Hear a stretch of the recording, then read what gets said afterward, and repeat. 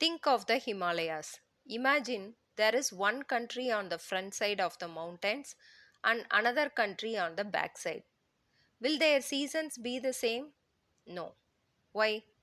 Because mountains block winds. So, naturally, their seasons will be different. Their culture will be different. Their food habits will also be different.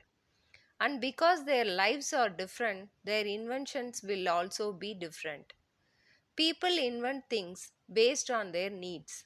For example, if a place is very cold, people invent things to protect themselves from the cold.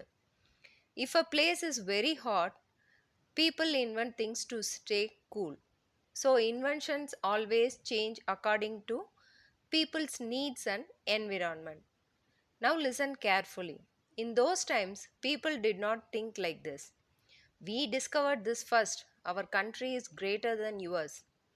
That kind of competition mindset was not common. Instead, inventions simply appeared whenever people needed them. If a group of people needed something, they created it, and slowly it became part of their daily life. Now connect this idea to numbers. Perhaps because people were so positive in their outlook. And interestingly, both natural numbers and whole numbers are considered positive numbers.